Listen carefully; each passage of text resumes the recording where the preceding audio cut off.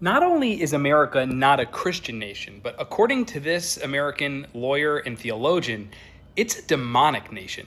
Let's talk about it. Hi, I'm Colton. I grew up a Pentecostal pastor's kid, went to school to get degrees in historical Christian theology, and I don't think January 6th is anywhere close to one of the worst things that's happened in American history.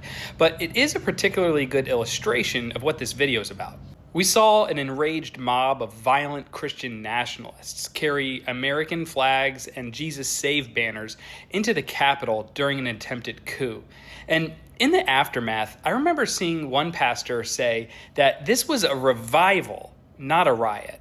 I saw another pastor say that the insurrection was comparable to the walls of Jericho falling down. That's how they viewed it.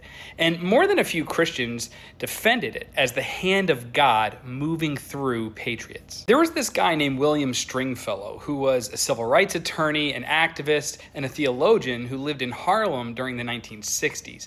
He wrote this book called An Ethic for Christians and Other Aliens in a Strange Land. Stringfellow used the language from Ephesians chapter 6, verse 12 to talk about America being the demonic principality of the power of death. In this passage, someone, purportedly Paul, although that's hotly contested by the scholarship, says that we wrestle not against flesh and blood, but against principalities, against powers, against the rulers of the darkness of this world, against spiritual wickedness in high places.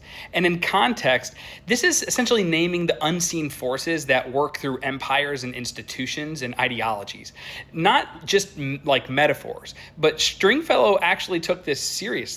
For him, these powers and principalities are the spiritual and institutional realities that shape human life, and often without our awareness. Stringfellow didn't think that demonic principalities came wearing horns and red capes, but they came dressed in flags and standing in pulpits, using the language of freedom, family, and faith. He saw them as real forces that were spiritual, systemic, and seductive. He saw them operating as governments, corporations, and even churches.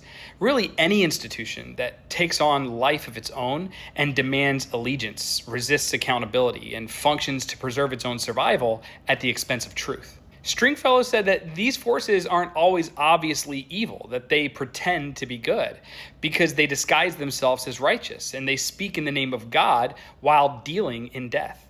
Put simply, he saw America as a principality pretending to be God. For Stringfellow, this is why so many churches have lost the capacity to tell the truth. And this is why Christians defend war as holy or see billionaires as blessed, use law and order language like it's sacred, but